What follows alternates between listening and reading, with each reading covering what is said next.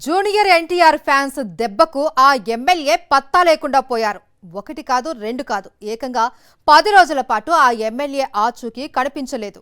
అధికార party MLA హోదాలో అందర్నీ బెదిరించే ఆ టీడీపీ ఎమ్మెల్యే భయంతో దాక్కోవడం రాజకీయ వర్గాల్లో తీవ్ర చర్చనీయాంశంగా మారింది. తెలుగు రాష్ట్రాల ప్రజలకు అంత పెద్దగా పరిచయం లేని ఎమ్మెల్యే దగ్గుపాటి ప్రసాద్ ఈ మధ్య తరచూ వార్తల్లో కనిపిస్తున్నారు. ప్రజలకు సేవ చేయడం ద్వారా వారితో మమేకమై వారి కష్టసుఖాలు తెలుసుకుంటున్న ప్రజాప్రతినిధిగా ఆయన వార్తల్లో తరచుగా కనిపిస్తున్నారని మీరు అనుకుంటే తప్పులో కాలేసినట్టే. ఎమ్మెల్యే కావడం ఆలస్యం, రేపు అనేది లేదు అన్నట్టుగా ఈయన మొదలుపెట్టిన అరాచకాలు, దందాలు అనంతపురం అర్బన్ నియోజకవర్గ ప్రజలకే కాదు, కూటమి నేతలకు కూడా విస్మయాన్ని కలిగిస్తున్నాయి. సకల శాఖల మంత్రి లోకేష్ అండదండలుండడంతోనే ఈయన ఆడింది ఆట పాడింది పాటగా సాగిపోతున్నదనే చర్చ కూడా నేతల్లోనే జరుగుతోంది. తనకు లోకేష్, చంద్రబాబు సపోర్టు పుష్కలంగా ఉండడంతో రెచ్చిపోయిన ఈయన అదే దూకుడు కొనసాగించారు. తెలుగుదేశం పార్టీ స్థాపకుడు, టీడీపీ నేతలకు రాజకీయ జీవితాన్నిచ్చిన ఎన్టీ రామారావు మనవడు జూనియర్ ఎన్టీఆర్ పై రాయలేని భాషలో దూషించారు.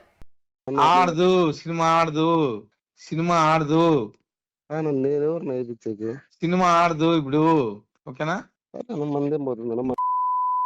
లోకేష్ గురించి మాట్లాడతాడా, సార్ గురించి మాట్లాడతాడు. సినిమా ఆడదు నాకు తెలియకుండా ఎట్లా ఆడుతుంది సినిమా? మనమేం దాంట్లో ఏం లేవునా, మనకేం సంబంధం. మనం సినిమా, నేను ఎమ్మెల్యే, అనంతపురం ఎమ్మెల్యే. నేను ఏం నన్ను అట్లా చెప్తాను, నాకు తెలియనా? ఆడదు సినిమా ఆడదు. ఒకవైపు దందాలు, మరొక వైపు బూతులతో ఎమ్మెల్యే దగ్గుపాటి ప్రసాద్ వివాదాస్పద ఎమ్మెల్యేగా వార్తల్లో ఉంటున్నారు.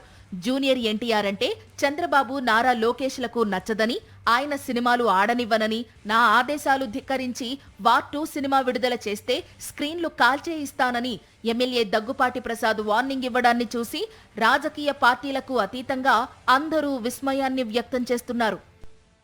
ఆ సినిమా కాలుస్తాము, నువ్వు వేపించుకో, నువ్వు వేపించుకో, కాల్చి అడుగు, చూడు, నువ్వు చూడు, కావాలంటే సినిమా చూడండి, చూద్దాం. సమస్య లేదు, సినిమా రానిను, పిక్చర్ గాని రాదు కంటే కదా టైం రాదనా? ఎట్లా వస్తుంది?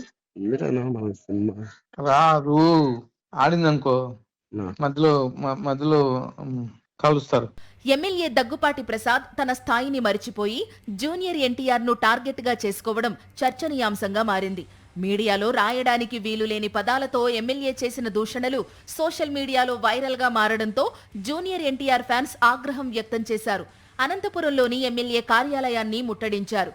అనంతపురమే కాదు, విజయవాడ, బెంగళూరు, హైదరాబాద్లలో ఎక్కడ కనిపించినా ఎమ్మెల్యే దగ్గుపాటి ప్రసాద్ ను నిలదీస్తామని హెచ్చరించారు జూనియర్ ఎన్టీఆర్ ఫ్యాన్స్.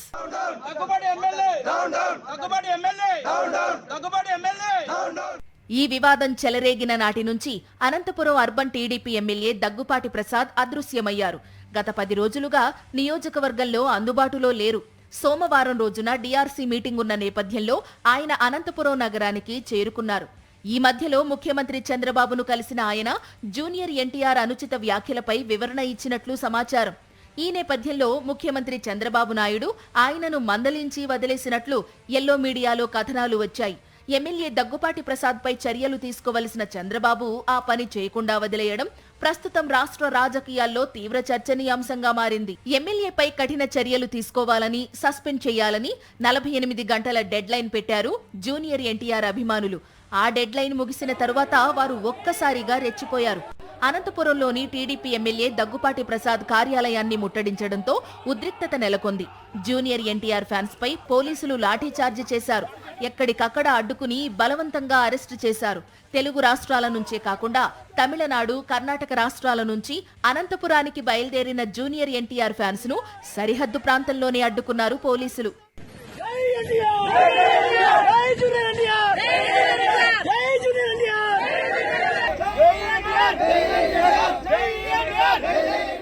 టీడీపీ కూటమి ప్రభుత్వ అణిచివేతను జూనియర్ ఎన్టీఆర్ ఫ్యాన్స్ ప్రత్యక్షంగా అనుభవించారు.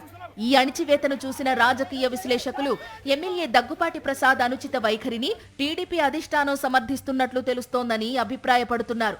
ఎమ్మెల్యేను పిలిపించి మాట్లాడినట్టు బిల్డప్ ఇచ్చారే కానీ జూనియర్ ఎన్టీఆర్ కు కానీ ఆయన అభిమానులకు కానీ ఊరట ఇచ్చే చర్యలు తీసుకోలేదనే చర్చ జరుగుతోంది.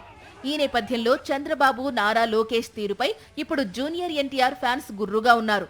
మహిళల జోలికి వస్తే తాట తీస్తామంటూ ముఖ్యమంత్రి చంద్రబాబు, డిప్యూటీ సీఎం పవన్ కళ్యాణ్ గొప్ప గొప్ప ప్రకటనలు ఇస్తారు తప్ప ఆచరణలో మాత్రం చిత్తశుద్ధి లేదని ఏపీ ప్రజల్లో చర్చ జరుగుతోంది.